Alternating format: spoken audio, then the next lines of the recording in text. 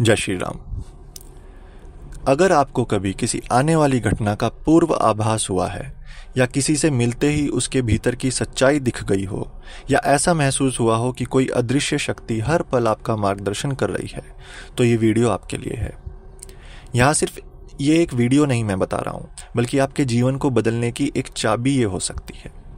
आज मैं उस ज्ञान की बात करूंगा जो आपके भीतर, आपकी आत्मा की गहराइयों में सदियों से छिपी हुई है, उस दिव्य शक्ति की जो आपके अंदर सोई हुई है और बस जागने का इंतजार कर रही है, लेकिन हम वहां तक पहुंच नहीं रहे हैं या पहुंचना नहीं चाहते हैं, और कुछ तो वहां तक सोचते भी नहीं। मैं आपको एक ऐसा अद्भुत प्रयोग बताने जा रहा हूं आज, जिससे मात्र 15 मिनट में अपनी इस भीतरी शक्ति से आप जुड़ सकते हैं। ये कोई कल्पना नहीं है, बल्कि हजारों वर्षों से हमारे ऋषि मुनियों द्वारा परखा गया एक सनातन सत्य है।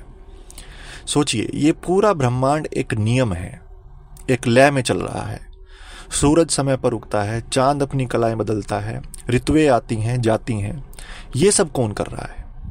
हमारे वेद उपनिषद कहते हैं कि ये सब एक महाशक्ति है, एक परम चेतना का खेल है जिसे हम ब्रह्म कहते हैं। और सबसे बड़ा रहस्य यह है कि उस परम ब्रह्म का एक छोटा सा अंग, एक चिंगारी आपके और मेरे भीतर है, हम सबके भीतर है। उसी को आत्मा कहते हैं। जिस शक्ति ने पूरे ब्रह्मांड को रचा है, उसका अंश जब तक हमारे भीतर है, तो क्या आप कमजोर हो सकते हो? नहीं हो सकते। आप असाधारण नहीं हो। आपके भीतर दिव्य शक्तियों का एक असीमित भंडार छिपा है। आप वो सब कर सकते हो जो आपको संभव लगता है, और अपने भाग्य के निर्माता आप स्वयं बन सकते हैं। लेकिन फिर सवाल आता है कि अगर मुझ में इतनी शक्ति है तो मुझे उसका अनुभव क्यों नहीं होता? मैं क्यों संघर्ष करता हूं? मेरे साथ इतने दुख क्यों हैं?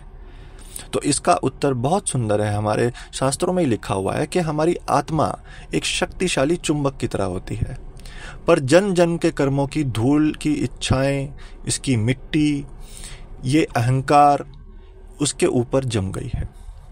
ये जो मैं का भाव है, सबसे मोटी परत है जो हमें अपने वास्तविक पहचान से दूर रखता है।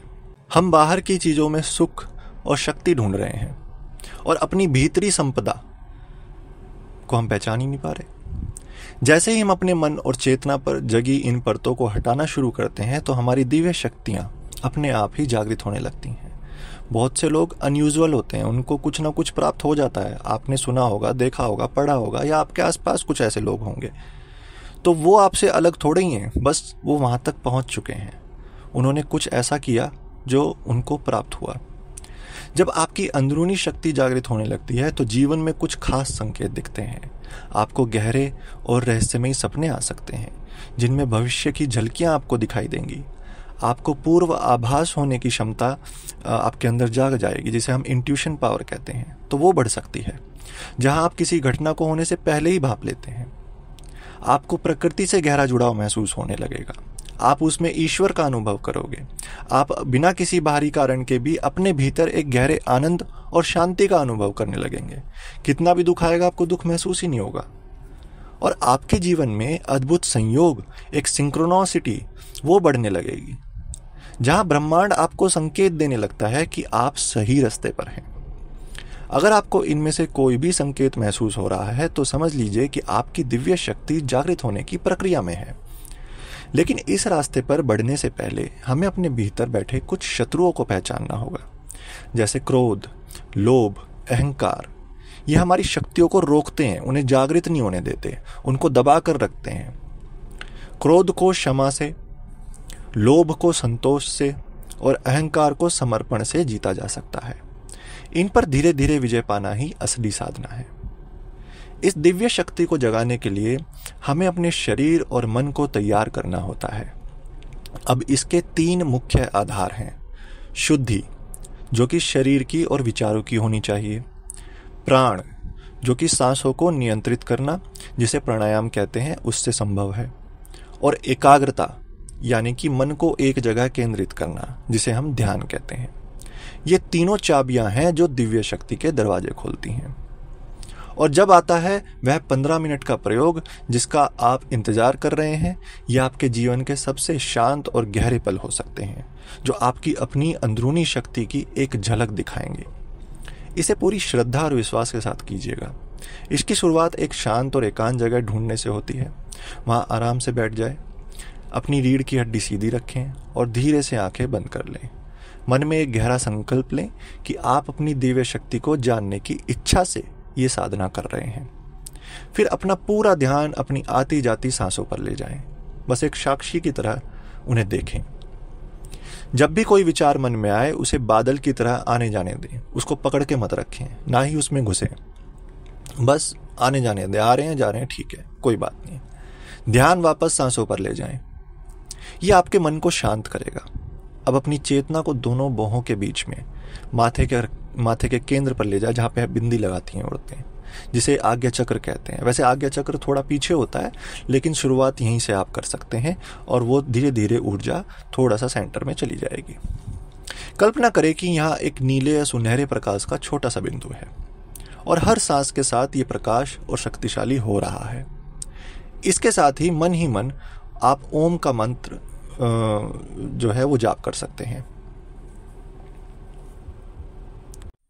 महसूस करें कि ओम की दिव्य ऊर्जा आपके आज्ञा चक्र में प्रवेश कर रही है और पूरे शरीर में फैल रही है। अब ओम का उच्चारण के बारे में मैंने आपको वीडियो पहले में बताया कि ओम का उच्चारण कैसा होना चाहिए।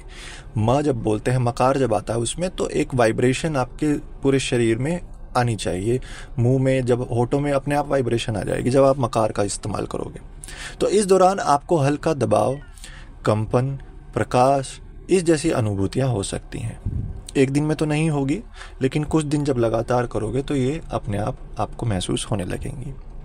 और अगर कुछ ना भी हो तो घबराए नहीं, प्रक्रिया काम कर रही है, इस बात को विश्वास मानो।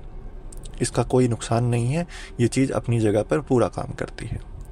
आखिर में धीरे धीरे ओम का जाप जब आप बंद करोगे तो अपनी चेतना को पूरे शरीर में वापस महसूस करो। हाथों को, पैरों को, उंगलियों को हल्का हल्का हिलाने का प्रयास करो और उस परम शक्ति के प्रति आप आभार प्रकट करो, कृतज्ञता महसूस करो। अपनी हथेलियों को रगड़कर गर्म करो और धीरे से अपनी आंखों पर रखो।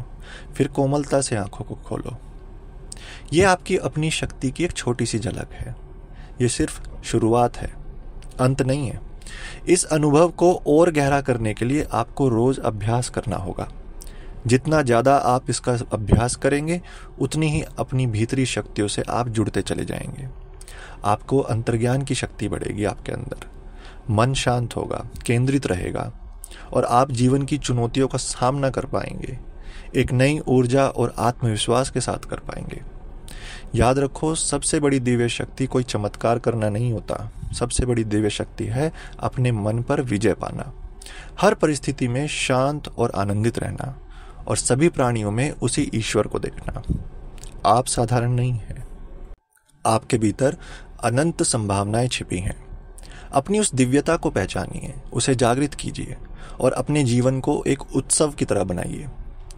मुझे उम्मीद है कि इस यात्रा में आपको एक नई दिशा और एक नई आशा दी होगी। ये ज्ञान केवल सुनने के लिए नहीं है, बल्कि जीवन में उतारने के लिए है। अगर आपको ये जानकारी अच्छी लगी तो हमारे चैनल को सब्सक्राइब करना, वीडियो को लाइक करना और शेयर करना, और कोई सवाल हो तो आप कमेंट करके ज़रूर पूछ सकते हैं। मैं सबको जवाब देता हूँ। जय श्री राम।